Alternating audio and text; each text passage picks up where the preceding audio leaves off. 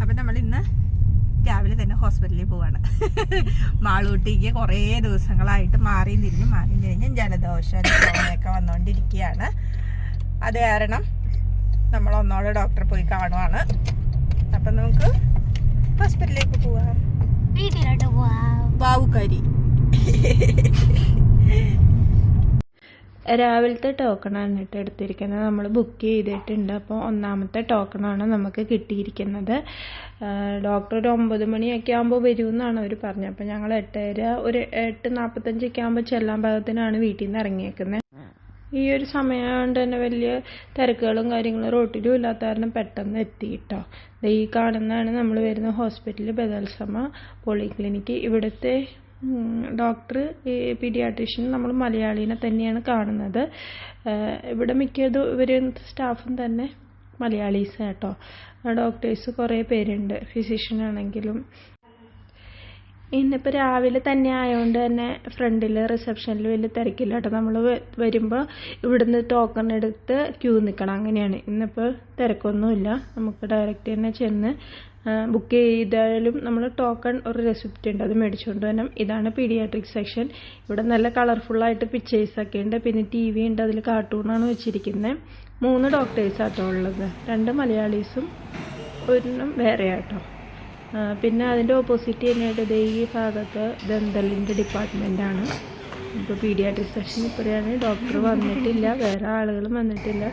ദന്തലിലെ ഡിപ്പാർട്ട്മെൻറ്റിനെ കാണാനായിട്ടുള്ള ഒരു ഫാമിലി വന്നിട്ടുണ്ടായിരുന്നു ഞങ്ങൾ ചെന്നപ്പോൾ. വേറെ പീഡിയാട്രീഷ്യനെ കാണാനായിട്ട് ആരും വന്നിട്ടില്ലായിരുന്നു. ഇതാണ് നമ്മൾ കാണുന്ന ഡോക്ടറുടെ റൂം.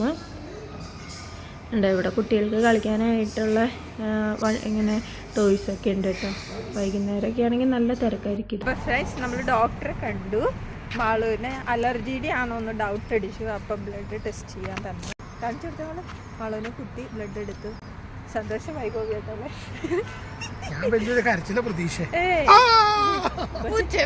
കൊച്ചു ചിറ്റുണ്ട്, കൊച്ചിന് നാണാവില്ല കരയാൻ.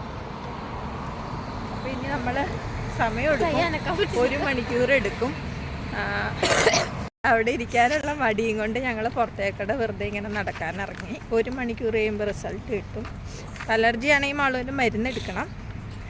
പിന്നെ കുറേ കാര്യങ്ങൾ ശ്രദ്ധിക്കാൻ. എൻ്റെ മാളുവിൻ്റെ ലൈഫിൽ ഇനി ഐസ്ക്രീം ഒന്നും കിട്ടുന്നതല്ല.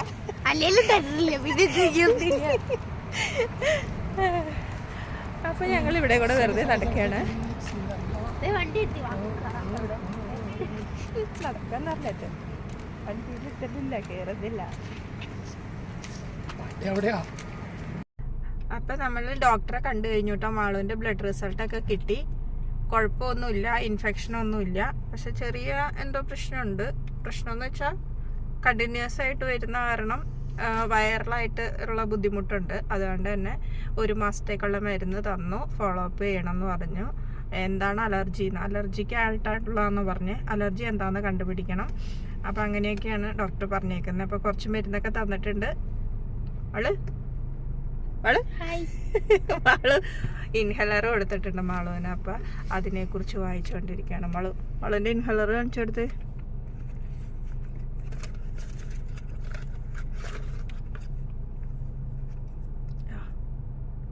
ഇത് 1 മന്ത് ഉപയോഗിക്കണം എന്ന് പറഞ്ഞിട്ടുണ്ട്.